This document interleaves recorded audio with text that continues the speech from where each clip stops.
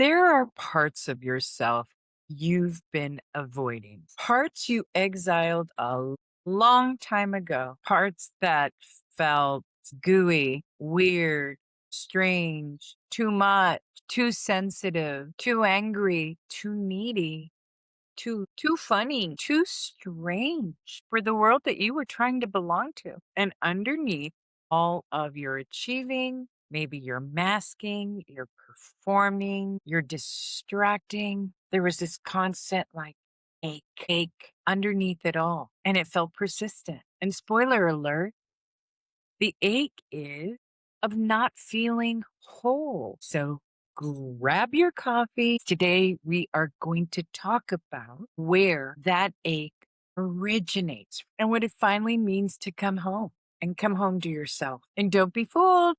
This is not just sweet and fluffy and just come home to yourself talk. This is going to be a powerful, power punched episode. So sit down, grab your coffee, put in your earphones, and bring the journal. Write this down. Welcome back to Heaven on Earth, the podcast where psychotherapy meets spirituality, where your inner journey is actually your outer abundance, and where together we explore the visible and invisible dimensions of being human. I'm your host, Claudia. Okay, let's get going. Last episode, we introduced the idea of the human operating system, the four dimensions of being human that most of us were never taught to understand and certainly not put together under one big umbrella. Today, I want to go into the first one a little more deeper, the mental operating system, because before we can understand how we think and what we think, we have to understand where our thoughts came from in the first place. And it's going to give us a framework that's worth exploring. You ready? You ready to write this down? A thought that is repeated enough times becomes a belief. Yes, a thought repeated enough times becomes a belief. Then you've got a web of beliefs. And that web of beliefs, if it's held long enough, becomes a paradigm. And a paradigm is more than an opinion. That actually becomes a perceptual field. It's like a pool of water that you're swimming in or glasses that you put on. It determines not just what you think about the world, it will determine what you see and therefore how you live. You get it? The moment that you adhere to a paradigm, it actually becomes a perceptual field. What you see happening outside of yourself. That's what cognitive behavioral therapy is all about, by the way. Many therapies. But I digress. The world itself, the collective world we share, is an amalgam of paradigms. It's a whole bunch of paradigms. There are civilizational stories, cultural assumptions, yes, religious beliefs, inherited beliefs about hierarchy, about who's on top, who's on the bottom, about who has worth and who has to prove it. But what I really want you to get right now is that sequence. A thought becomes a belief if it's repeated over and over and over and over. And those beliefs, if you put them all together, turn into this collection. And that collection is a paradigm. And then you put on that suit of the paradigm or those glasses. That's how you live in the world. And in the world, there's a whole bunch of paradigms. So pick and choose. Those paradigms include expectations, assumptions, the idea of what is possible and for whom, basically what a human is allowed to be. And we were born into that world. And before we were old enough to evaluate any of it, we absorbed it. I like to say we swallowed it whole. We just swallowed what was given to us as a paradigm. And in psychology, we have a word for it, introjects, beliefs, ideas, beliefs about ourselves that we swallow whole. So believe it or not, if we're told that we are bad early on, we will introject that. We will believe that. If we are told that we are ugly, that we were told that we're not important or too important, as a race, as a culture, as a religion, as a child, we will believe that. We will introject it. So, an introject is something from the outside, a belief, a message, an emotional pattern, and it's taken inside and it's actually experienced as if it's coming from within. So, let's say a child that was told that she was too much in any way. Maybe your parents were busy all the time, so they couldn't really be around. She might always feel like a bother, like she doesn't belong, like she needs to go away. That's introject. But she's not wanted. And she simply believes it and grows up into an adult who believes that. It has become the architecture of how she understands herself, consciously or unconsciously. So let's say there's a boy who watched his father work himself into exhaustion and without rest. So he's not consciously thinking, oh, rest is dangerous. He just introjects rest as something he simply can't do.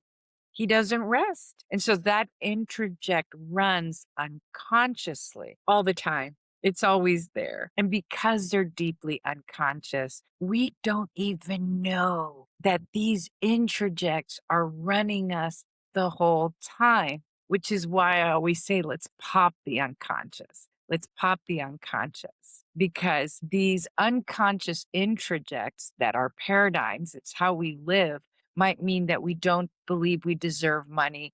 We don't believe we deserve love. We always feel left out. All of those are introjects and they are transmissions. They're not our failures, let's say. They are our transmission. They're emotional and psychological data that's passed from one generation to the next, sometimes with the best intentions, sometimes with no intentions at all. We are all, every one of us, carrying stories that were written before we arrived. All right, baby neuroscience moment. I call it baby neuroscience because I'm not a neuroscientist.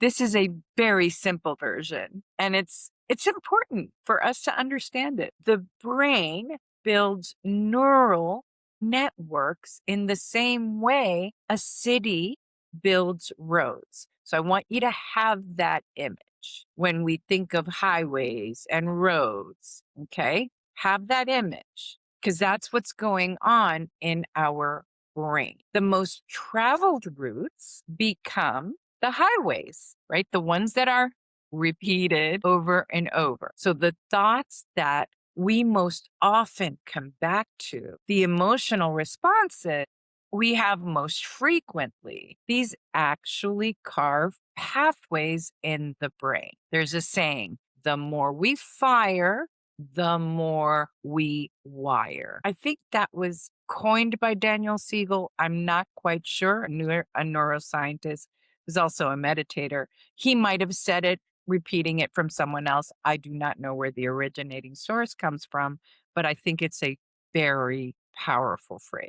So over time, these repeated pathways stop feeling like a choice. We're on automatic. It's an automatic thought. It's an automatic belief. So it feels like reality itself, which makes me think I've heard a lot of people say, well, that's just reality. And in the back of my brain, I said, but there's so many people who feel like their reality is the only reality. And what we're talking about today is there's so many humans who are walking around believing different paradigms, which becomes their reality. And this isn't flawed, by the way. It's actually how the brain becomes super efficient. It learns what it believes to be true and then creates shortcuts. And get this, and then it starts to look for patterns, right? Once these shortcuts are created, once it's super wired in,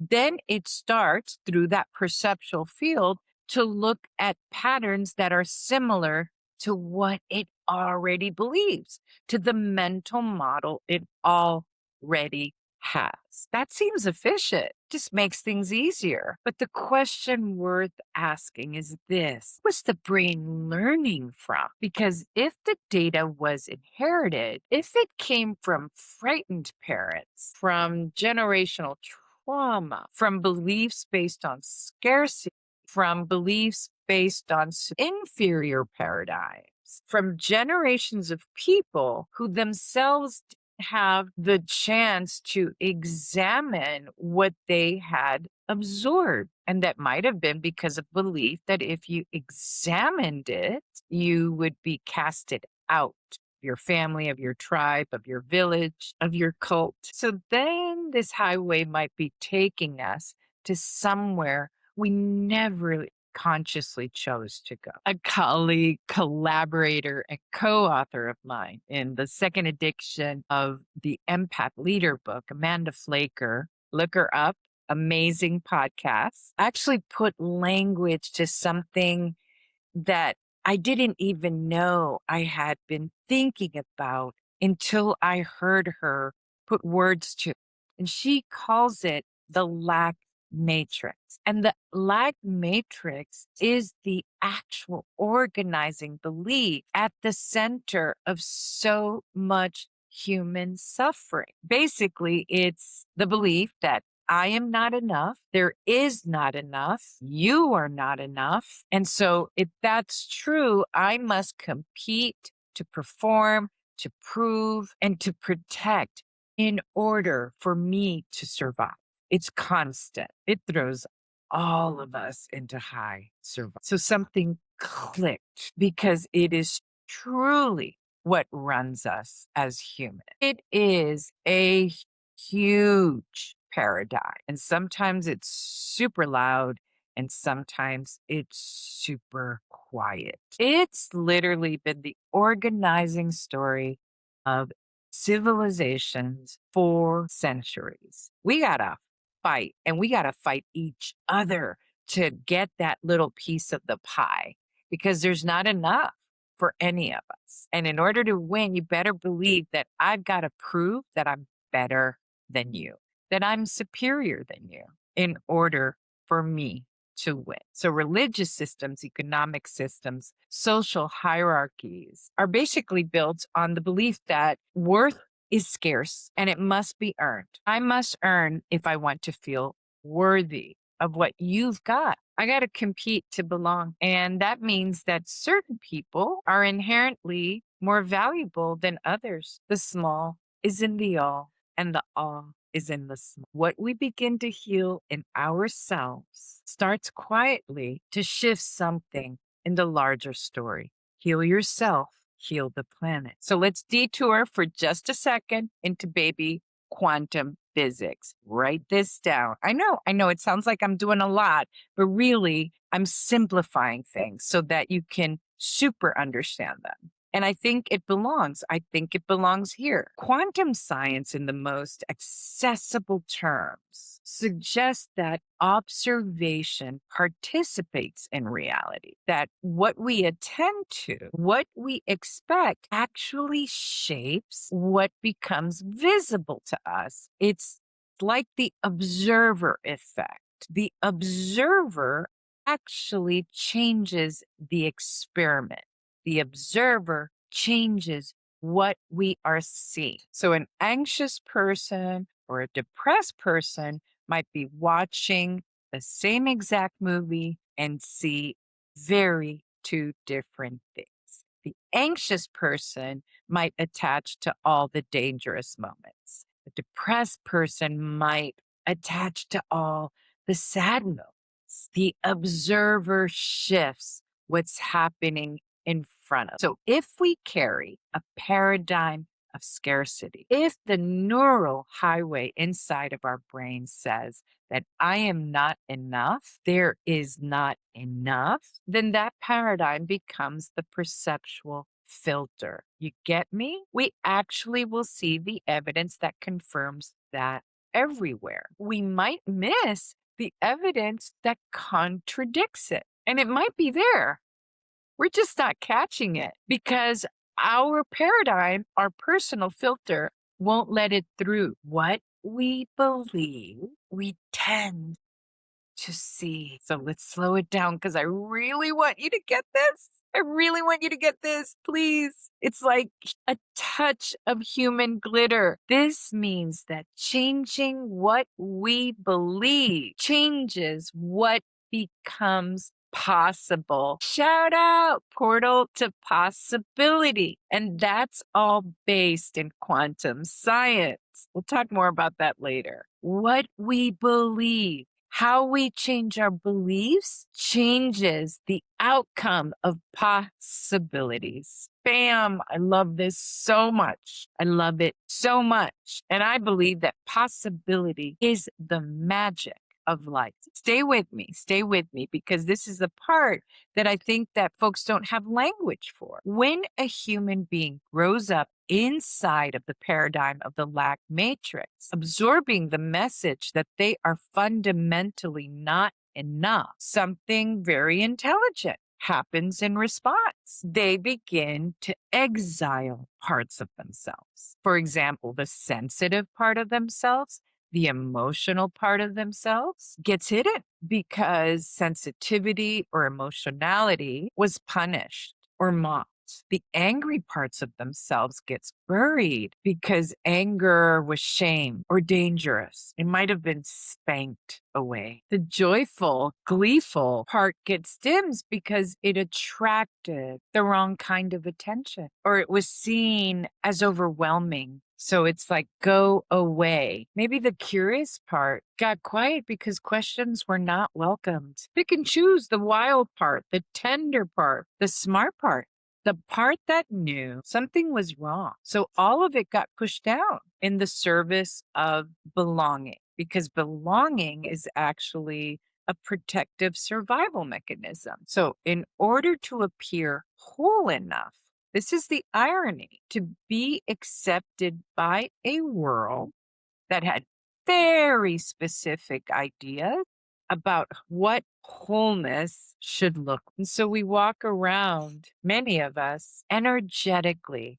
dismembered. We're carrying the shape of a whole person while quietly missing parts of ourselves. We can't even name them anymore because we exiled them a long time ago. So the real lack was not resources or work. The real lack was the memory of our own wholeness. And this dismemberment doesn't only happen to individuals, it happened to entire peoples. In our history, when one people took over another people, they didn't just take land. It systematically dismembered cultures, spiritual practices, ancestral memory. They dismembered ways of knowing the world that had developed over thousands of years. And this happened to all peoples. If you can think back on your ancestry, you'll find that the people in your ancestry all experienced this. It's not just located in one people, entire lineages were severed. So this is a human condition. It's not particular to one group. Entire ways of being human were declared invalid. Racism, classism, hierarchy, I'm superior, you're inferior, are all part of the civilizational lack matrix. Punto. And it's based on the belief that is a paradigm that some humans are more valuable than others, that worth is actually distributed unequally by nature rather than assigned unequally by power, by the power that's in the lack matrix. And again, this isn't one group, it's all groups. We find ourselves there because it's a paradigm that has run the world for centuries. And the cruel logic of a scarcity system is this: if worth is limited, then someone must be worth less so that someone can be worth more. So there are covert and overt wars to get back what was taken. We assimilate, we perform, we prove, but we do that standards that the system that we lived in that took them away, but by the system that actually denied it. This is the pattern. This is the pattern, and it exists at a civilizational scale. And why do I underscore this? Because I believe, as you all know, if you've been my audience for a while, that the healing of the individual and the healing of the collective are not separate projects. They rhyme, they mirror each other, and they ultimately require each other. So here's what the lack matrix produces if it's unexamined. And again, all of this is super detailed in the Empath Leader book under Amanda Flaker's chapter. But let's talk about it here. It's a never ending competition. Think of it in your school. I need you to just go back to your life, in your school, in your city, in your work, never ending competition. Because if I'm not enough and there isn't enough, then I must be constantly proving, performing, defending, acquiring, and comparing. All of this lead to mental health issues because feeling unworthy is one of the true roots of all of our emotional, psychological, and mental health issues. I have to find myself on a hierarchy. I have to find someone below me to reassure myself that I'm not at the bottom. On a personal scale, it looks like an exhausting performance of life. At the collective scale, it looks like war, literally. The same scarcity logic paradigm that makes a person perform instead of rest makes a nation dominate instead of cooperate. The same belief that I must protect what I have because there isn't enough makes a system extract instead of sustain. You feel me? Are you following? Are you connecting the dots? And we have been running this program for a very long time. And I think more and more people are beginning to feel in their bones that it isn't working. We're feeling it all over the place right now. So, what's the alternative? And it's the same word integration, remembering, literally putting the members back together. That sentence is so loaded with multiple meanings. Calling back the parts of ourselves that we exiled in order to belong. And the all is in the small, and the small is in the all, whether we're individual or a collect. So healing doesn't mean that we're fixing something that was broken. Healing is that we return to the self, to ourselves, to something that was whole to begin with. And the extraordinary thing that I've seen happen over and over and over in my personal and professional life is that when a person genuinely begins to integrate, they stop needing to compete for what they thought they lacked. It's powerful. That's healing. They remember, like, wait, I'm whole. Underneath the adaptations, underneath the performance, underneath the defensive, underneath the introjects and the inherited stories and the neural highways that were built on someone else's fear. You were never incomplete. You were separated from yourself. And the walk back home is the most important journey a human being will ever take. And the work of returning home has many forms. Sometimes it arrives exactly not invited. A relationship ends, a body breaks down, you got blackout drunk one too many times, the debt is drowning you. You keep telling yourself you can stop the addiction, but you can't. A life that looks right from the outside stops feeling livable from the inside. And these are the eruptions of volume one, right? And volume one was the story that was given to you with all sorts of introjects, the story that you did not write, you were born into. And so these are the moments when what was buried begins to get pushed up to the surface. And that's what I call volume two. Volume two is when those introjects start making a lot of noise in multiple ways. They start poking at you sometimes. Sometimes they're doing a bomb dive onto you, and it feels like a breakdown, but it might be a breakthrough in disguise, a choice point if we notice it, if we become aware. And this is where awareness and consciousness begins. And consciousness and awareness creates a new observer. And this is where you can become the chooser of your life. The questions here is, will you look at what's been running you from volume 1, from a paradigm that maybe you didn't choose? Will you examine what was downloaded without your consent? Will you choose consciously what stays and what gets released? And there are many, many tools for this work: therapy, somatic practice, community, honest conversation with yourself and with others, the slow, patient work of sitting with what's been buried, of that disorganized emotional closet, of actually looking at your beliefs, your limiting beliefs, and looking at your dreams too, all of these things that have been buried that you can get curious about rather than being afraid. I've been drawing from many of those traditions, certainly in my professional life, which is 25 years plus, but definitely in my personal life. In fact, asking myself those questions, all of them got me here, talking on this podcast. I've been weaving together everything that I see works for people, the people that I sit with. And that's how I created the dynamic meditation method in 2010. It's my toolkit.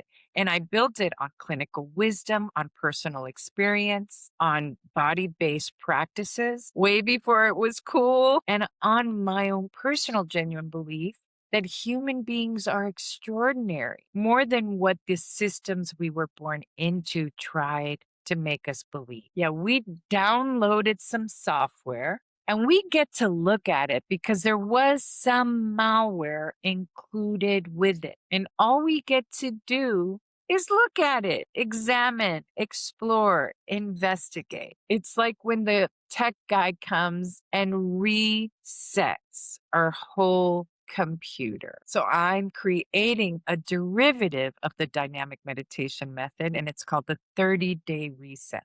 It's 30 days, one tool at a time, so that we can go in and look at this programming that's been running us, to understand what's in our mental, emotional, psychological closet. It's a reset on our whole system. It's a start of our walk back, and it's coming soon. So stay close. Until next time, borrowing from the great Casey Kasem, keep your feet on the ground and keep reaching for the sky. And remember, take care of your inner world, because your inner world, and now you know more than ever through the observer effect, is shaping your outer. This is Heaven on Earth, a portal to possibility.